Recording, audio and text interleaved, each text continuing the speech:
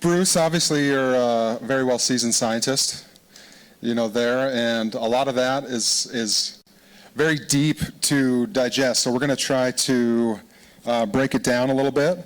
But first, I'd like to, have all of our panelists introduce themselves and maybe just touch on your affiliation, maybe your your research and your work in and around, sustainable agriculture or food systems.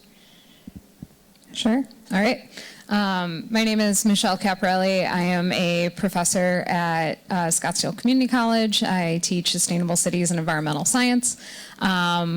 I am currently working, ironically, for a mining company, so I'm not doing anything currently in food systems for my job, but I'm working on my PhD at Prescott College, and I'm focusing on food system sustainability, in particular, keeping water and food and local kind of agriculture all tied together. I think we talk a lot about, despite being at the Carbon Summit, we talk a lot about carbon capturing and carbon footprint and greenhouse gases, and I want to kind of take that same mentality and focus on water and what happens if we focus on keeping water with local food. And yeah, I think that's probably enough. Yeah, my name is Chuck Jones, Digester Doc. Our company, we really focus on trying to serve as like the doctor's office for anaerobic digesters. So as Bruce mentioned, there's cultivating a microbial ecology within a tank facility. Really liken this to your stomach. This is a process that is occurring inside each and every one of our bodies. We're just doing it in a manufactured scale on an industrial size. And so just like we need doctors in order to be happy, healthy, and productive and help us understand our micronutrients and what we're intaking, us as a company, we are trying to understand what are the feedstocks that we're bringing into a facility, how are they going to impact the production of that facility, and how do you blend those in a way that is going to make you able to perform to a higher level? I guess it's me now. Can everyone hear me? Cool. Hi, my name's Laura. Like Jason, I'm also a Master's of Sustainability Solutions student, and I'm also a 4+1 student. So for those of you that don't know what that means I'm finishing my bachelor's this semester and then also starting the graduate program, so kind of a fast track for getting my master's. But within food systems, I wear many hats. Currently, I'm a student worker at the Sweetie Center for Sustainable Food Systems, not to be confused with the Sweetie Center for Environmental Biotechnology. So there's two Sweetie Centers. And they do work around organic agriculture, true cost accounting, power of deliciousness. They really have so many research projects and community projects going on. But there I'm actually working on a project that's partnering with the city of Tempe to expand urban agriculture in the city. And I see Sammy in the crowd. She's also involved in that project. So really cool project, just trying to use urban agriculture as a source of for food security and also building community connections. And then besides that, I also work at an organic research center that's based in DC. I'm obviously working remote because I'm here today, but they do research on organic food systems, everything from agriculture to getting people to actually care about organic food and purchase it. And then also I'm the vice president for Gardens at ASU, which is a community club here at ASU that connects and empowers students to garden on campus. So those are my hats, and I'm happy to be here today. And then obviously, Bruce, you took us through the quite a compelling presentation. But one thing, Alora, would you just touch on, I think you grew up in Superior? I grew up in Santan Valley, which is about an hour from here. It used to be very much all farmland, like Pinal County. I don't know if you guys are familiar with it, but actually dairy is a big industry in Pinal County. But over the last 10 years, there's been a lot of, development. So it's not nearly as much agriculture as it used to be. It's just mostly suburbs and communities now. But yeah. But did you grow up on or around the farm? Yes, I grew up on a mini farm. So the whole horses, cows, chickens. I did 4-H growing up. But yeah, so kind of a small farm. But then there was bigger farms near where we were. Yeah. And then Chuck, he's visiting from Boise, Idaho. And so that's kind of my summer escape. Got my undergrad at NAU, and I met a couple of my best friends that were down there, and they were from Boise. And then during the pandemic, which I'll touch on in my presentation later, but Chuck and his company and his organization were one of the first people to see the value in the Carbon Summit. Do you want to kind of maybe touch on, kind of how we started and where do you think we're at now? Sure, yeah. I would say that really for us, one of the things that really spoke to us is one of our first conversations, Jason, is you said that we are carbon beings living on a carbon planet. And that really speaks to us because when we talk about meeting the energy demand, everybody talks about decarbonization. And I think really that's kind of the wrong attitude to take with things. I think more importantly would be to take a stance on ethical carbon use, to touch to Bruce's point about not getting addicted on 100-million-year-old carbon. We need to be understanding how can we invest in ethical carbon use to meet the energy demand. And that was one of the messages that came across with the Carbon Summit originally, is that we need to understand how to meet the demand, because it is a demand. We can't ignore this. It's not an ask, it's not a want. Humans need energy, and we have to find a way to meet that. And if we are not choosing an ethical way of meeting that demand, we are going to dig it up out of the ground and find a way to get it. And one of the things, Michelle, we had a conversation, obviously you're very multidisciplinary, and food systems being a passion of yours, and obviously the consumer has a really important role to play in moving towards a sustainable food system. What are some of your thoughts maybe on the opportunities to educate the consumer? Yeah, I think there's a lot of opportunity because I just don't think food systems are something we talk enough about. We talk about them in pockets, in the sense of you can hear someone say like, oh, I did something good, I purchased something local, and that's great, but do you understand why that's good? Do you understand why you're supporting that? And so one of the things I really like to focus on is expressing to consumers the impact that you can have, because you control a lot by just putting your dollar in the correct place. I don't think we understand as consumers frequently enough that we have the ability to change how our systems are run by just choosing what it is that we do. And I know that's a big ask, but it's one of those things. Have you thought about when you're pulling that thing off of a shelf, where did this meat or fruit or whatever come from?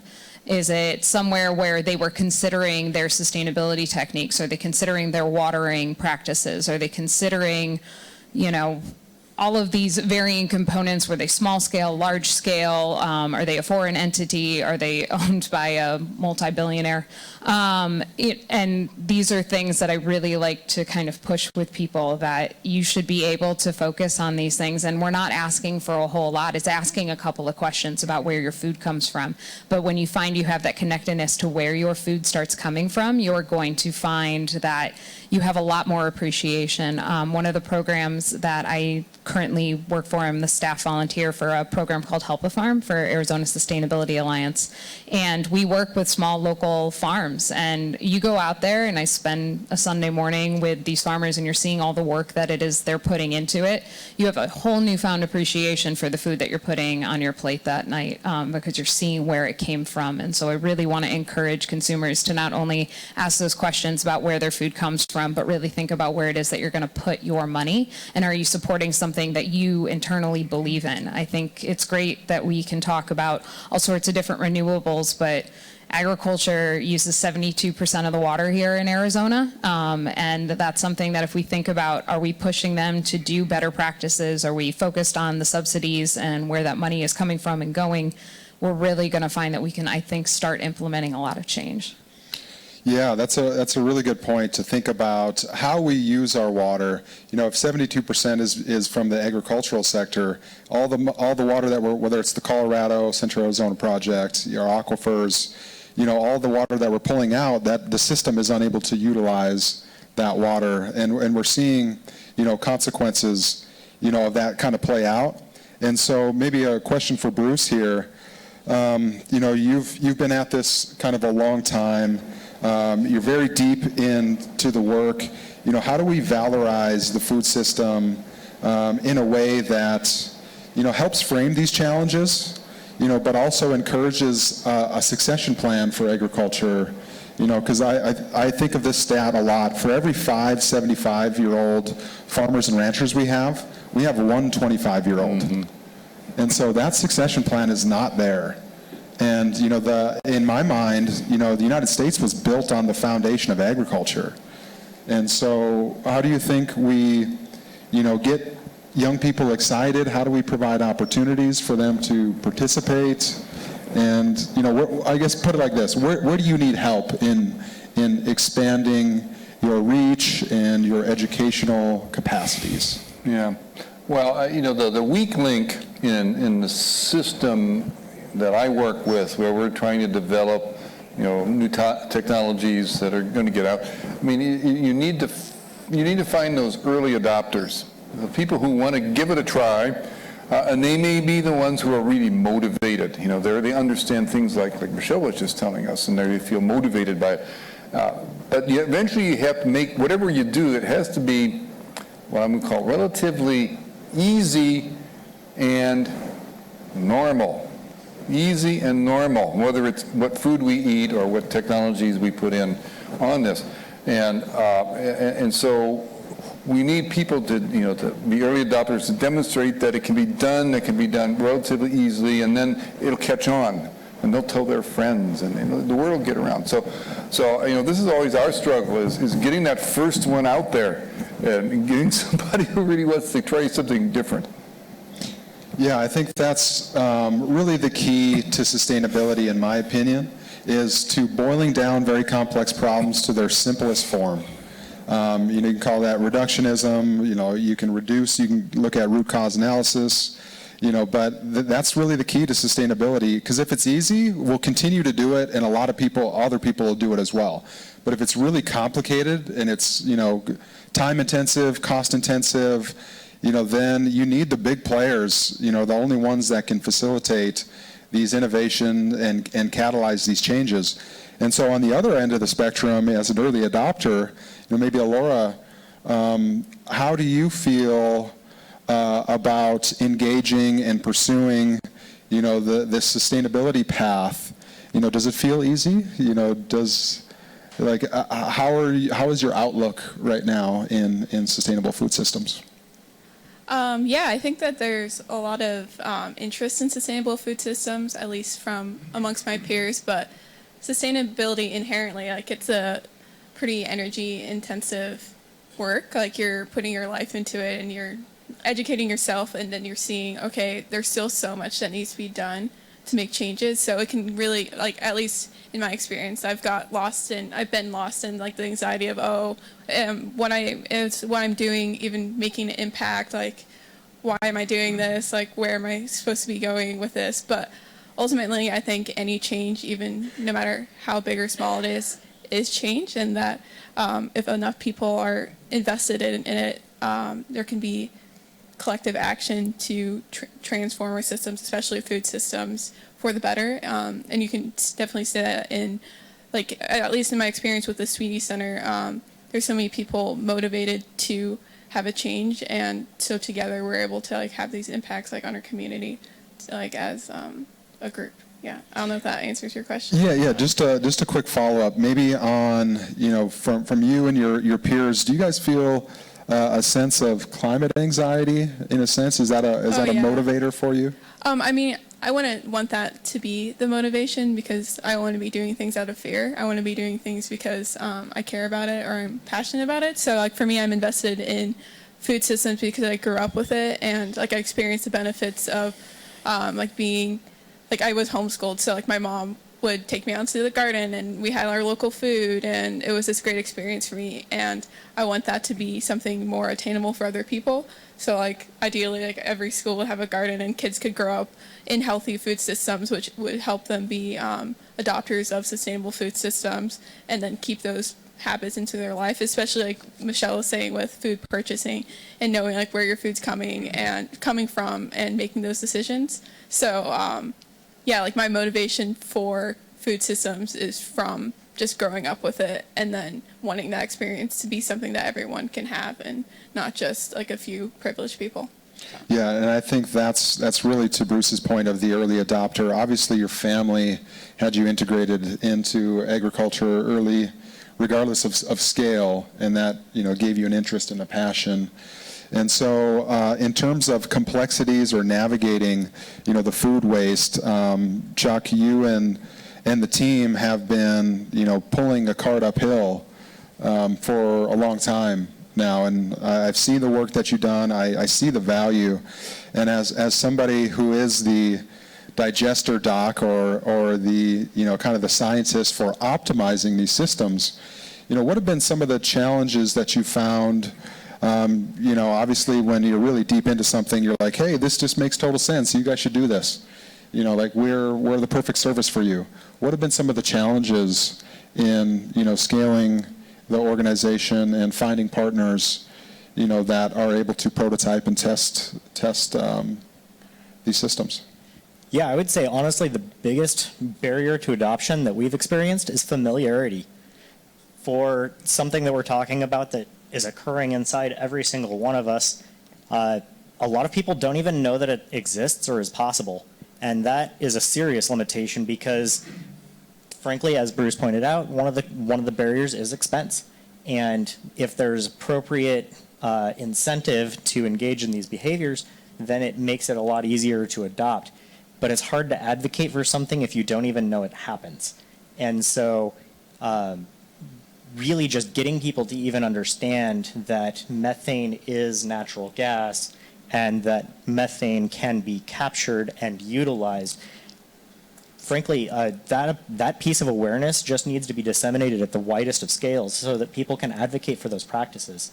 And as we are raising that sort of awareness, we can then get the incentives to say, okay, we understand that this material has a methane potential. Regardless of what we do with it, it's going to release that methane. Methane is harmful to the atmosphere, but properly incentivized, we can capture that methane and put it to beneficial use. Yeah, I totally agree. The education piece, obviously, awareness is really important, but how you deliver that information, I think, is equally as important. And so maybe Michelle, as somebody who works across industries, who's an educator, working with students, what challenges and opportunities have you seen in kind of educating, whether it's the public, whether it's your institution, whether it's your job? What are the challenges in educating people on understanding, how innovation and, best practices can facilitate and kind of catalyze these solutions? Yeah, and this is definitely a cross sector. It doesn't matter if I'm talking to a student or I'm talking to a 60-year-old who works for a mining company. It really doesn't matter. People are reluctant to change because change is hard. It's uncomfortable, right? We all feel that same way. I felt the same way coming from working in a nonprofit in the education sector to now working for a mining company. That was uncomfortable. And I had to kind of embrace that discomfort because it's through that we actually can make that positive change. And I think that's something societally we don't do well enough. I think we can get apprehensive when we run into something that's uncomfortable, and it's very easy to kind of just stray away from something. But if we take those moments and you start to express your passion for whatever it may be, in my case, it's always about food systems and how we can be more sustainable, and understanding as a consumer, you need to be educated about all of these different facets. But if you start those conversations on that one-to-one level and you make it very digestible for people, no pun intended, that all of a sudden you're finding that there's a bit more openness. But talk to a student, a lot of times they're really willing to hear the information that it is you're sharing right away. And that's one of the most beautiful things about being an educator is you have a room full of people that in general want to hear what it is you're saying, whether or not it is because they're paying for it or it's because they actually want to hear what it is you're saying. But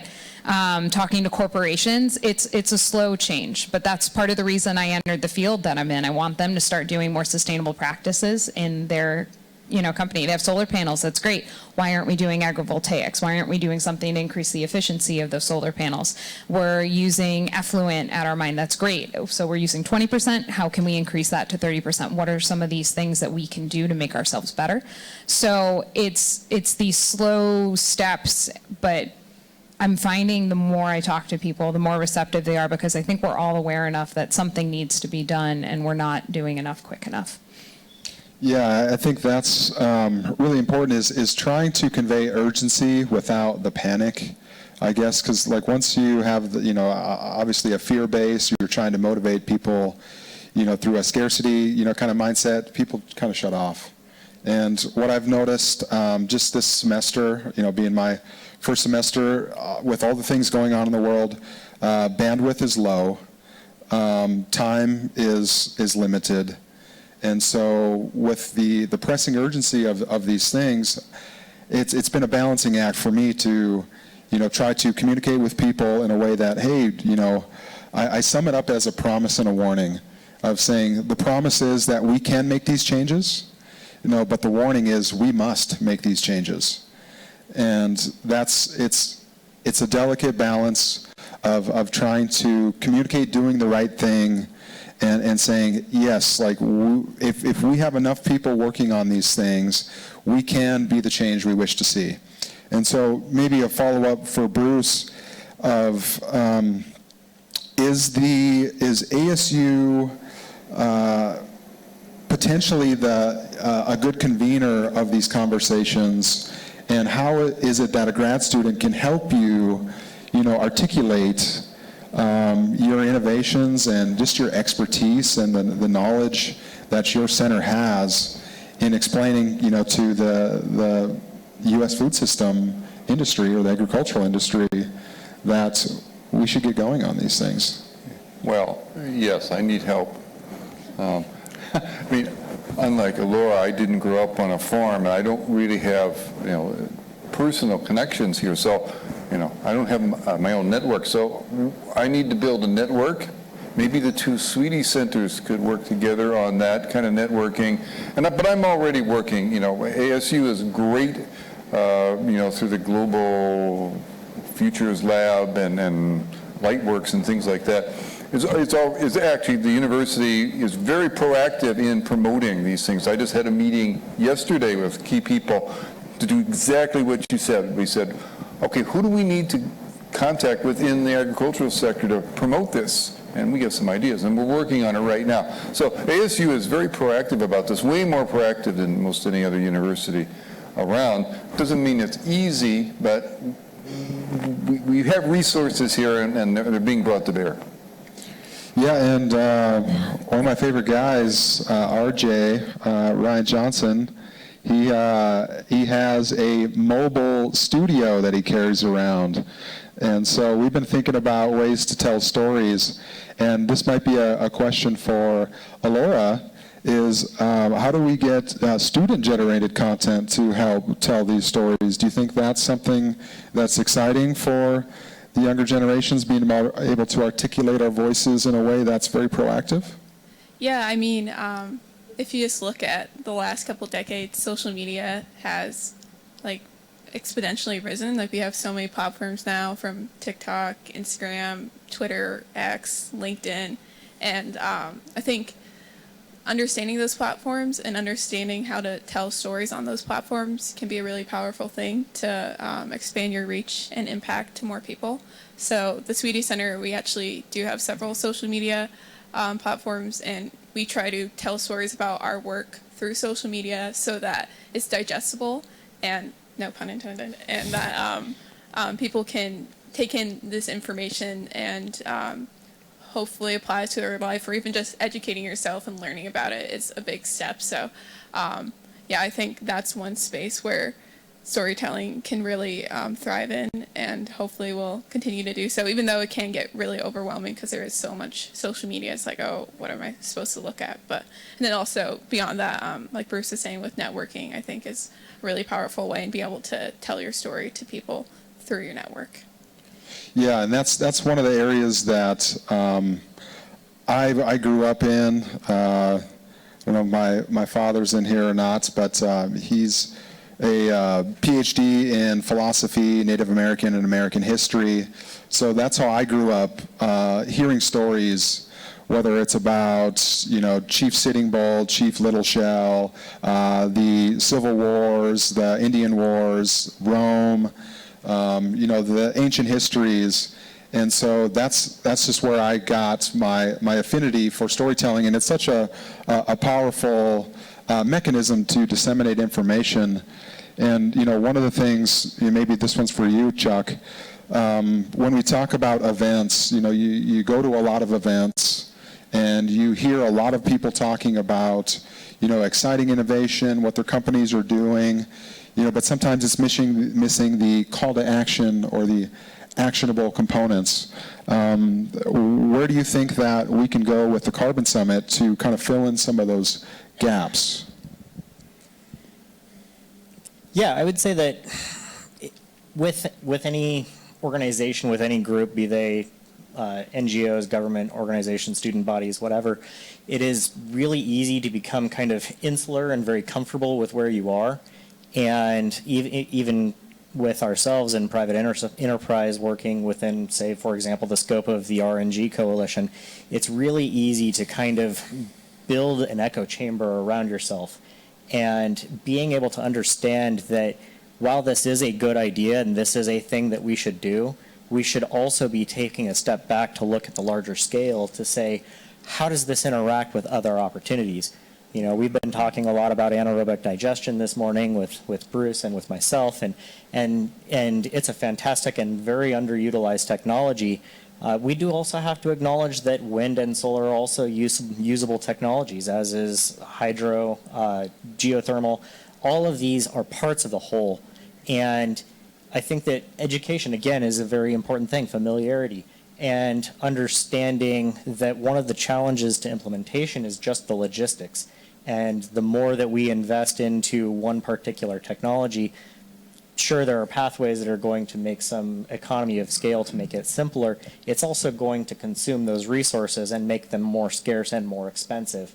And so we need to have a balance of all of these things to meet the demand.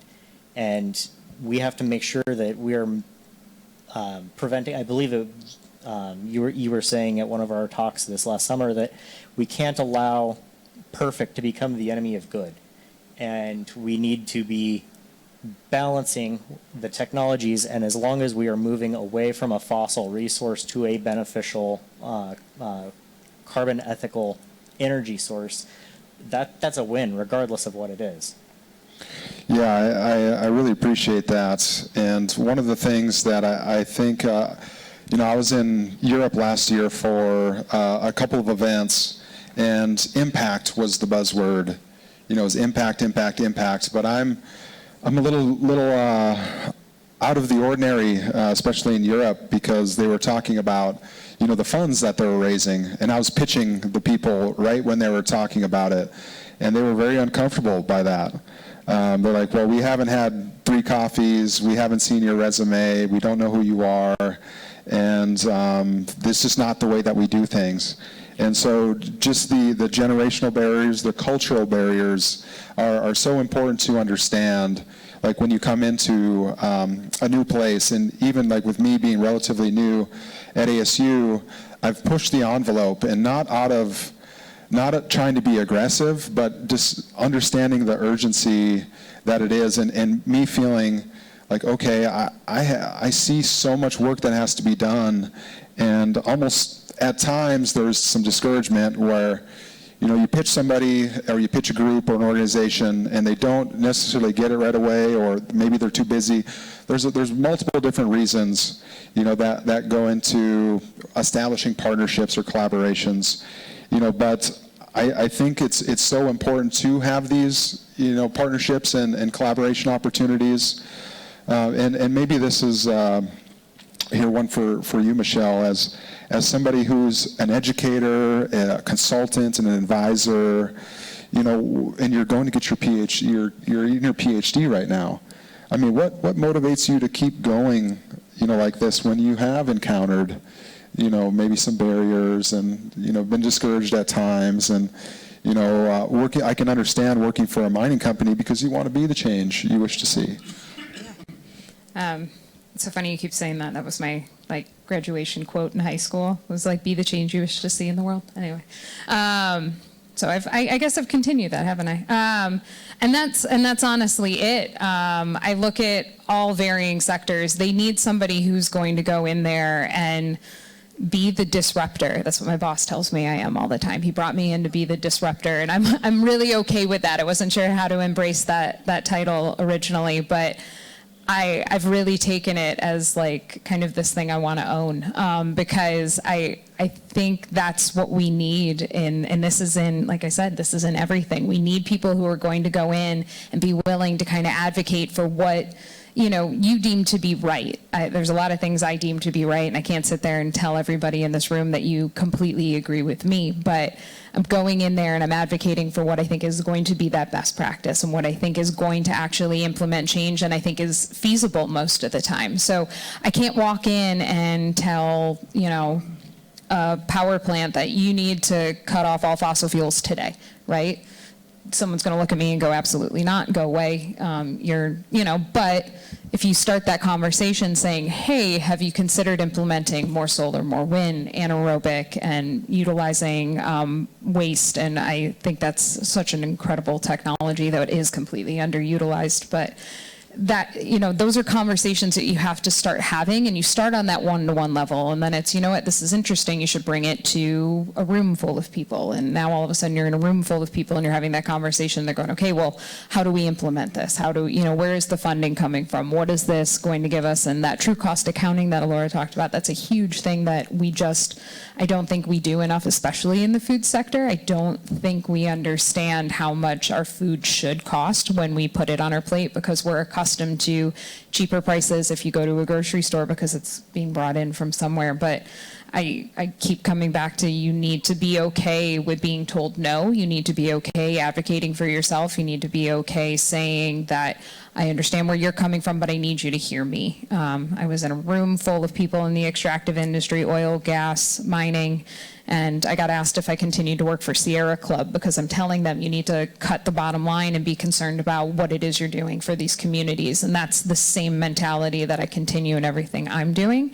And I implore everybody else to bring that same mentality. Go in and know you're fighting for the right things and know that it takes time, but that change will come. But it needs that repetition of someone wanting to change it. Yeah, and the disruptor is kind of a difficult persona to be, because you unintentionally step on people's toes when you don't mean to do that, but you have to get their attention some way. And that is the balancing act of saying, I'm not trying to be offensive here, but this is really important to talk about. And if they don't see it, you either have to go around them or you have to continually, slowly try to build that relationship. And eventually, most people do come around. But like for me, I'm a rock star stuck in a graduate student's body because I can't sing.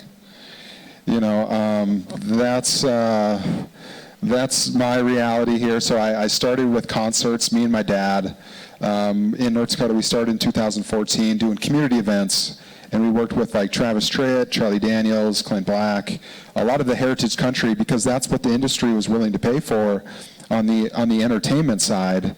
But on the kind of community development, sustainability side, is such a harder sell to say, hey, like we want to work on, just efficiency improvements. Or where I'm from, we have thousands of flares surrounding my hometown right now. And so it used to be a joke that I'm a political refugee from North Dakota. Not as much of a joke anymore. And so one of the things that comes to mind is partnerships and those collaboration opportunities. And Bruce, maybe this is a question for you of how have partnerships worked kind of in the past? Is it more pitching these, corporations or governments, or are they coming to you? How are those new relationships being established? Right. That's Well, first of all, there's no cookie cutter answer. I mean, we do it all ways. We sometimes pitch and sometimes people come to us. You know, I was just thinking, in either case, when we're forming partnership, it's a two-way street. And so I've got something to offer, a technology, you know, that's great. But the other side has something to offer too, and I need to listen. It's really important that we're speaking and listening in both directions on this. We're all going to learn a lot, you know, and so we have someone and they don't respond positively to our pitch right away. Well, I wonder why. Maybe we need to listen to them and we'll learn about it. And through the mutual back and forth, I think we'll create a rapport that will lead to a true partnership on it. Now, it's very easy for professors to like to lecture people. And that doesn't work very well in forming partnerships. And then maybe, Laura, just to follow up on the listening, you know, what are you listening for when it comes to opportunities and incentives? You know, I mean, you're obviously on multiple boards, you got, you know, multiple affiliations with other organizations. What's compelling to you to hear, whether it's academic or from governance or governments? Like, what really piques your interest when you're hearing things? That's kind of a hard question. I haven't really thought about that, but ultimately, I enjoy it when I'm listening to someone and they seem genuinely excited about their work and they're in whatever space they're in and they're doing their best to communicate their knowledge while also listening to new ideas. And yeah, so I'm just thinking of classes right now because that's like my whole life right now. But the professors I do have that they're talking about sustainability or food systems or energy or what have you, and they have invested time and knowledge in it, and they're excited to share that knowledge. I think that's really powerful when people are excited to share their knowledge with others and not just keep it to themselves or like work in silos, but actually get out there and talk to each other. So I guess I don't know if that answers your question. Yeah. There's no cookie cutter answer to that either. And you know, for Chuck, you know, you deal with a lot of corporates, you know, and when they're talking about their challenges or their opportunities, what do you listen for? Well, I think really it's about identifying pain points. And with a lot of the corporate entities that we're working with, I hear a lot of, you know, I want to do the right thing. I want to do what's good for the planet. Nobody's out there saying like, oh, I don't care about the planet, right? But we can't just do what we think is right all of the time, just carte blanche, right? I mean, we have limitations as far as resources. There's a finite amount of ability to do things, and so we need to be stewards of our resources as well as trying to do the right thing. And that is a lot of the challenge that we face is, you know, yeah, I want to do the right thing, but I don't know what it is. And I don't know if I'm going to have the resources to do it and be able to continue to provide for our business, our community the way that we are. So it's about helping organizations understand what is the financial impact of engaging in a beneficial practice of whatever energy transitions we're talking about. What are the financial impacts? How is that going to impact the bottom line? And also understand what are the environmental impacts as well. Yeah, I totally agree. It's definitely that multidisciplinary approach. And then with Michelle, we'll follow up with, what are you listening for when it comes to whether you're educating your students or you're trying to educate consumers or even potential stakeholders in mining? You know, is there specific things, keywords, or, you know, thoughts that people say that you can kind of grab onto and then be like, oh, okay, there's a need? For me, I guess when I'm speaking with my students, I try to be really receptive to what it is I think they want to hear from not only myself, but their peers. So I try to design my class with the sense of, what do you want to learn about, right? You don't want to just force feed people knowledge because they're just going to instinctively kind of push it away. They'll learn it for the sake of an exam or a quiz, but they're not going to want to hear it, and they're not going to want to learn it. And I would say it's honestly the same thing in a corporation. You have to hit, like Chuck said, you have to talk about things in the way that it's going to be impactful for the room that it is that you're speaking to. In one of my classes I took in my master's program, they talked about the tourist industry revolved around the African elephant. And they were able to convince African governments that they needed to be more concerned about protecting this species because it brought in, I think it was $25 million an elephant in tourism. And so now you're able to take that true cost accounting and all of these things, you've quantified it to something where someone sees something very tangible, and it shouldn't just be money, but when you're talking to corporations, a lot of times that's something that's very tangible and it's easily understood by them. So if you can explain things in the sense of who are you talking to, and that you're putting it into context of, do they want to hear this? Are they going to care about it? And if it's something you don't think they're going to care about right away, how are you building that, that slow stepping stone, that rapport, those partnerships? And I'm very big for bringing in other advocates. In my role, I work a lot with NGOs, and that's what I really like. My heart lies with NGOs because they're out there doing the work a lot of the time.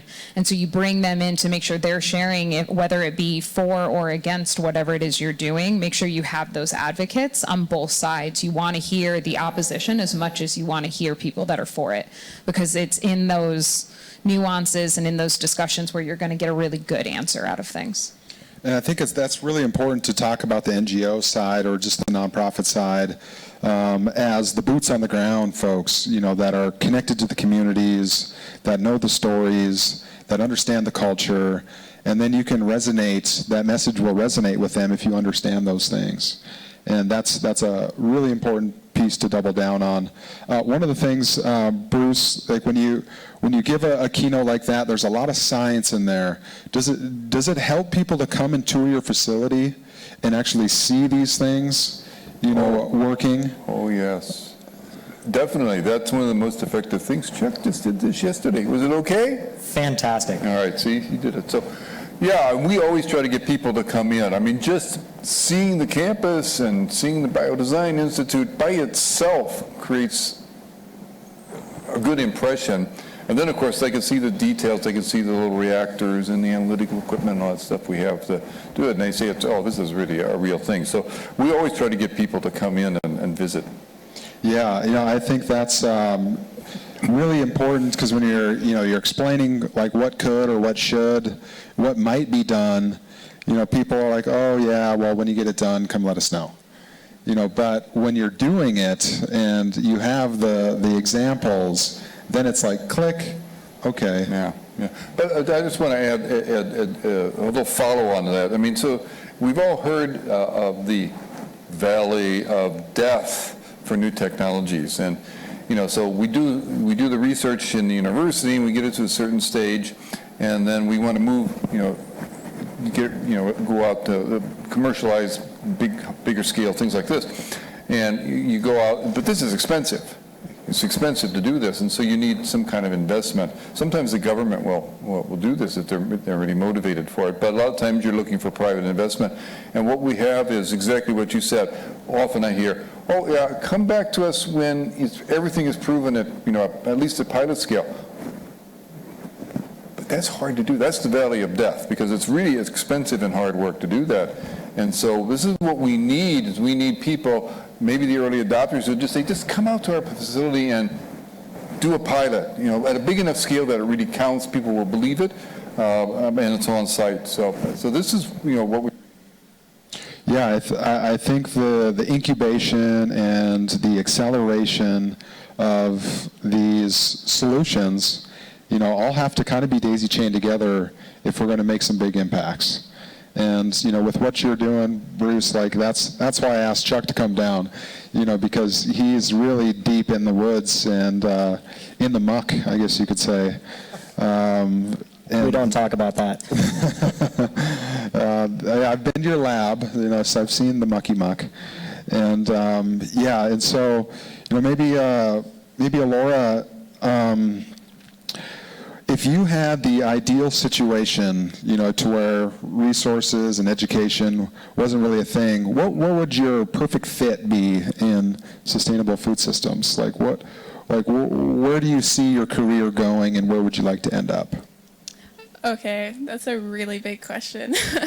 But yeah, I mean, I would like to go into policy, and I think policy is a big space where change can happen, because that's ultimately where a lot of the decisions are being made. But like getting there, I think, is the harder challenge, and I am at the beginning of my career, so I'm still figuring that out, and most of my experiences have been more related to research. But yeah, I mean, like a lot of these things that we've been talking about, like getting renewable biomass energy into like a city, that requires policy, right? Like getting the city to partner with a university and implement that, like that's all through policy. Or educating people on food waste in general, that could happen through like government pathways, or like with my work with urban agriculture, that's partnering with a city to expand that local food system in Tempe. So yeah, my dream job would be working in some capacity that is trying to make those decisions around food systems and make decisions that are actually meaningful and impactful for a community. Yeah, and so it sounds like you're kind of already on the way.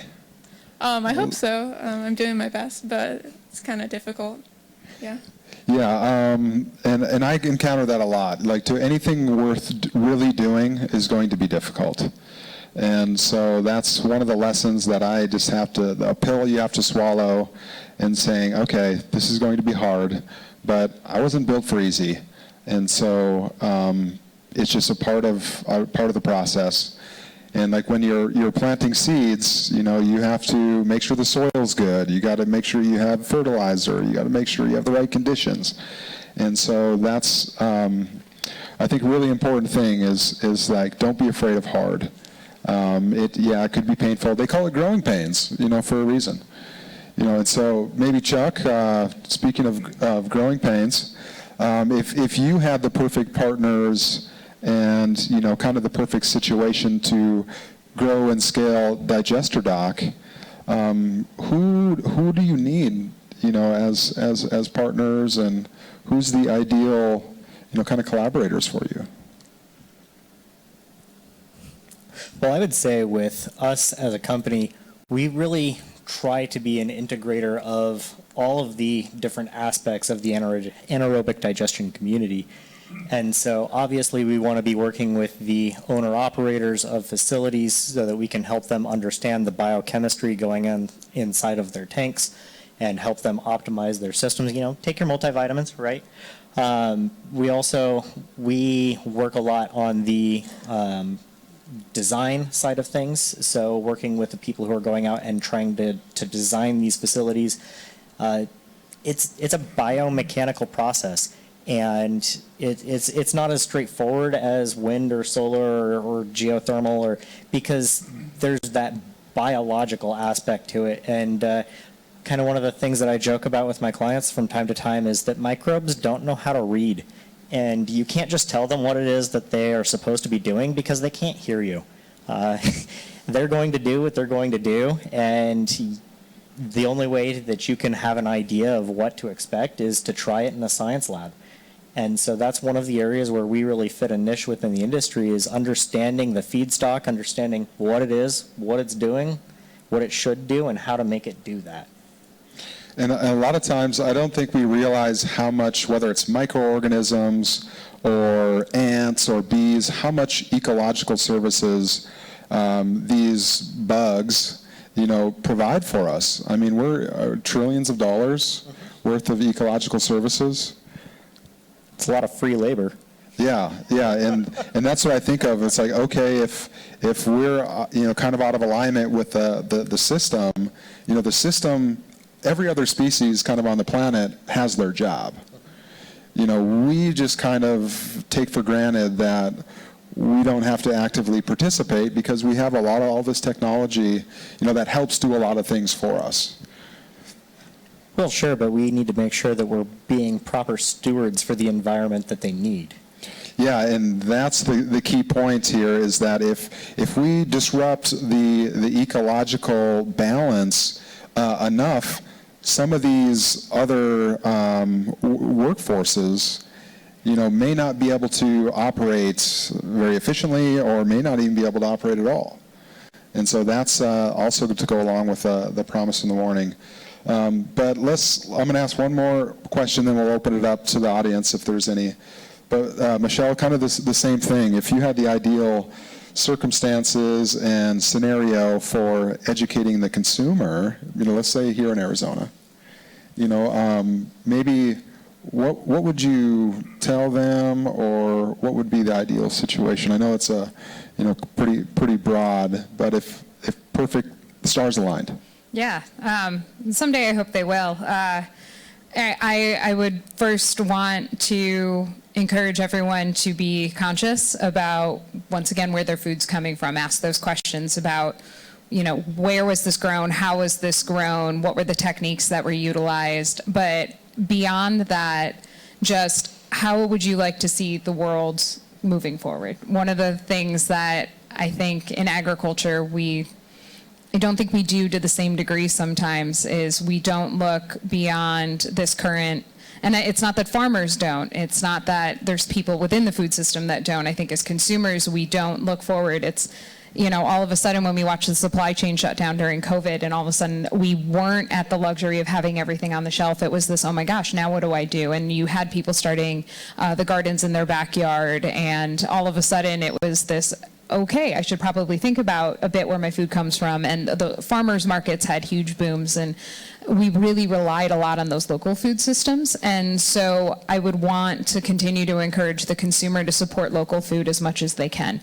It's not that there's anything, inherently wrong with the bigger farms necessarily, but those small-scale farmers really think about their community. They think about the conditions that it is they're growing in. They think about seasonality. They think about, what can I grow? How is this going to impact the soil? They think in a much different scale, where sometimes if you're a monoculture, single-grown crop, and you're like, I'm doing nothing but producing corn because this is where I get my money because of subsidies, now all of a sudden your mentality toward what that food is maybe is a little bit different.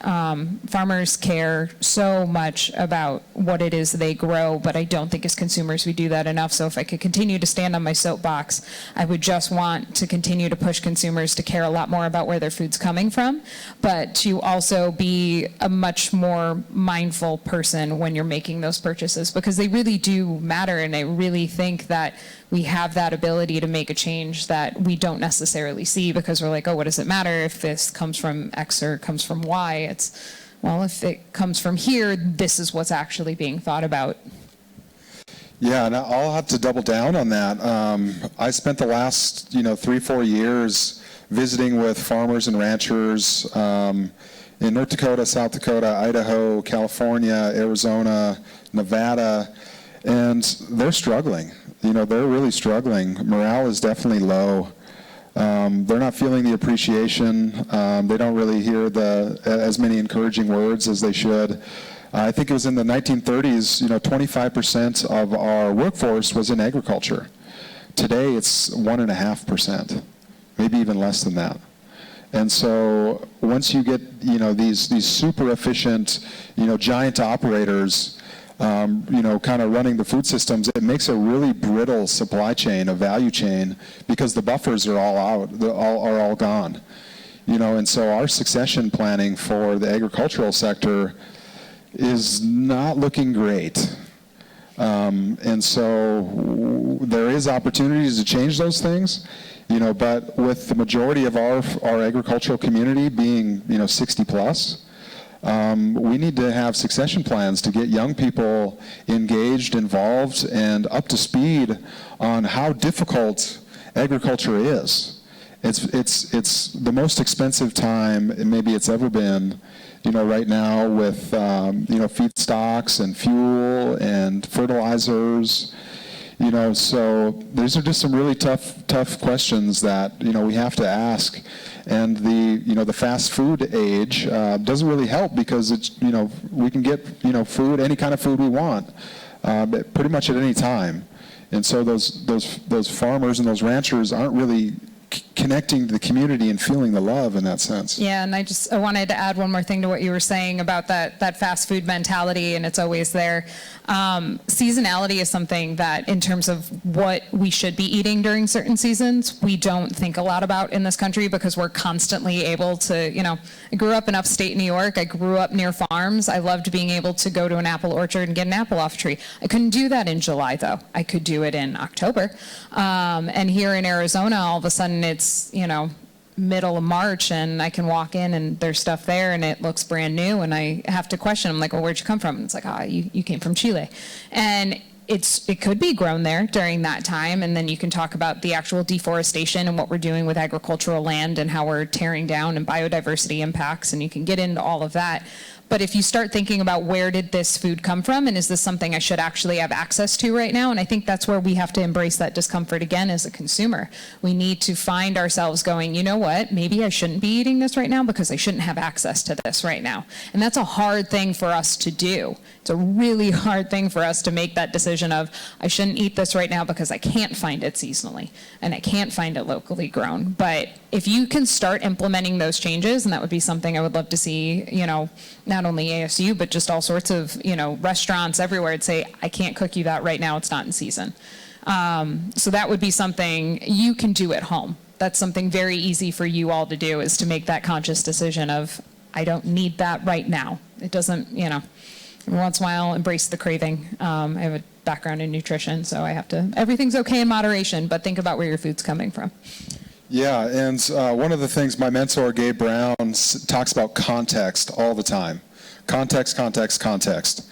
And, here in Arizona, we grow a lot of thirsty crops here, that are very water intensive. And I think it's 70-80% of the farmers and ranchers or farmers use flood irrigation still. It's like a very inefficient way to irrigate the land. And so when water is so important, we can't waste it. And to change those behaviors, yeah, it takes education, but it also takes a peer network, because agriculture is very peer-based. If you're not growing, you don't got cattle, if you ain't on the land, you got an opinion. Because they're really getting after it. Their blood, sweat, and tears is in their operations. And so that's just that's why I start with food systems, is because the United States, our foundation, our backbone is in agriculture. And we need to keep that. Like, that is critically important for our future success, is our food systems being intact, cohesive, and supportive. And so with that, does anybody have any questions you'd like to ask the panel? I know we covered a lot there.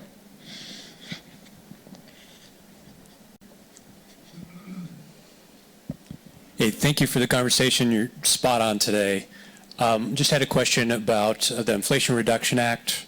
Has that been making a big difference in adoption of some technologies like digesters, in your opinion and experience? And also, can you speak to some of the barriers and opportunities when it comes to pipeline injection for those? The Inflation Reduction Act has been huge. We are seeing that for new projects that are in compliance with the Act, they can see tax credits sometimes as much as 40% of a project, and that is a huge, huge boon to the industry.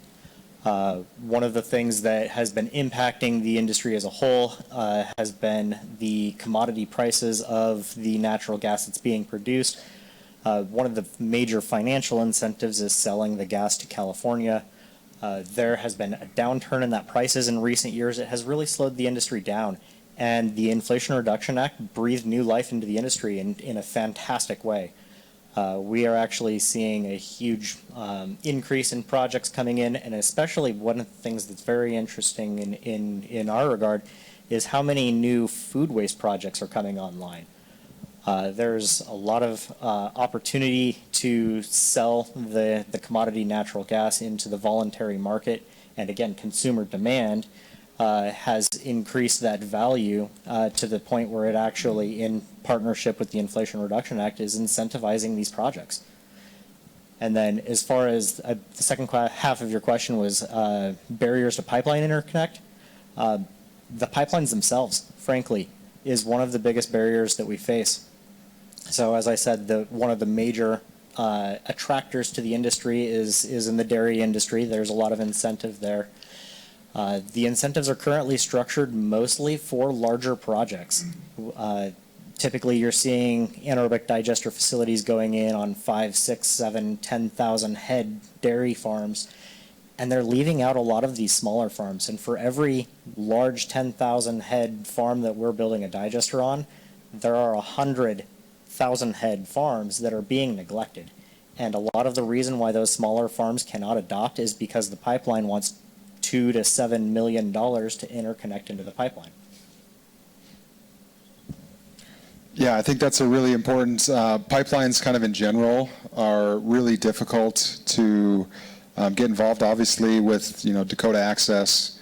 There's some challenges, good and bad, in there. But we depend on pipelines, whether it's for water, for a lot of different things that we move. Because if you're trucking everything, very, very expensive.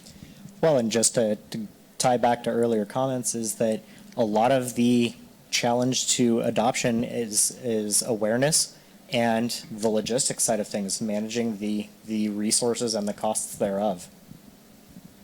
All right. Did you have one? Good morning. It's nice to take part in this summit. I'm from the Philippines, but I'm a wife of an engineering faculty. I'm actually an ag and a food person. And I have a question to Dr. Rittman.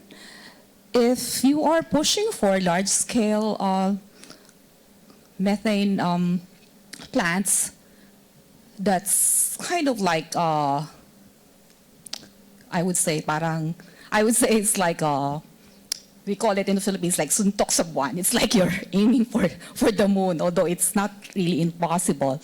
Because there are smaller systems that are feasible in many parts of the world. And if in Arizona we have nearby cow farms, what would probably be easier to accomplish? Because it's also energy requiring to set up, or it's too expensive to put up those big plants. And of course, there's technology available, but I know that there could be more technologies related to if we put in biotechnology, especially with regards to microbes, new types of microorganisms that aid both composting or your anaerobic systems that may come up in the future. So what do you think can happen? Because it could be a totally different system, I assume, aside from the illustrations that you saw. Yeah. Thank you. Yeah, okay, yeah, well, so you raise, one issue you raise is about the scale, how small can you go and still make it work? And I think that's a fundamental R&D question, an economic question as well. So, and we'd like to be able to make these things quite small. Now, there are very small scale anaerobic systems that are around in the developing world, but the problem with them is that they're very, they don't generate much energy, and the use of it is very inefficient. Now, here's the problem. You can't lose the methane. The methane is extremely potent greenhouse gas, so you must capture it. If you're going to generate it, you must capture it.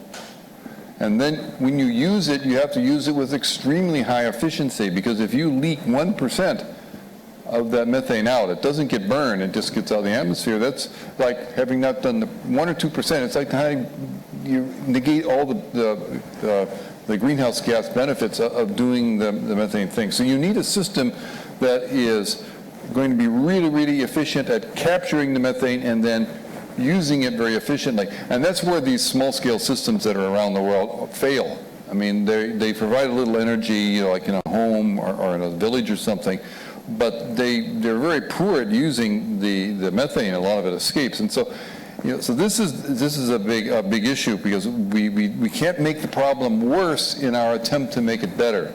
And so we have to really have pretty high, very high standards for our technology so that we don't actually create a bigger problem than we think we're solving.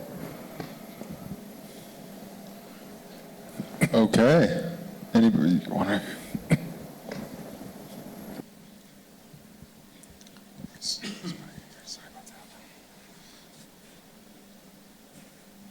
One thing I've noticed here, and I love the panelists here, and Michelle, you do great work, Dr. Rittman. All of you really, really put in the work. But you know what's lacking? All of us. None of us have put into our social media. Where are we here today? And why are we here today? And to let the world know, why are we here?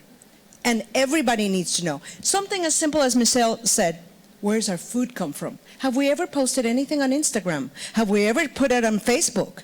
That we do care where the food comes from and what are we doing about it? If we don't educate our people in a simple way through social media, we're never going to get to all of us.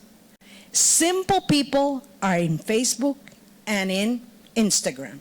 This is what we need to do to let the whole world know. And then every month, every week, post something simple so it teaches them where the food comes from, how we can improve on that. Then once you are making aware the society that we're in, then we go for the larger scale. We need methane plants. We need to make our people in our communities and our government be aware of that. And this is how we need to do it. I challenge everyone today to post on social media that they were here and they learned something here. Thank you. Well, yeah, if we have energy like that, we're going to get some stuff done. You know, yeah, let's really appreciate that, Mariella. And that's kind of the point. You know, we're going to get to that point where we're really fired up about that, and hopefully my presentation, I'm going to try to bring some heat for you guys, but as of right now, it looks like we're going to break for lunch. We have Hummus Express outside, and so we're going to break till 1:30. So if you guys want to, you know, hang out, we'll be around. We have plenty of people hanging out. And so again, we thank you guys so much for being here. We're starting grassroots, you know, we're planting seeds. And so we're just going to keep this going. And again, we really appreciate you guys being here. So give it up for the panel.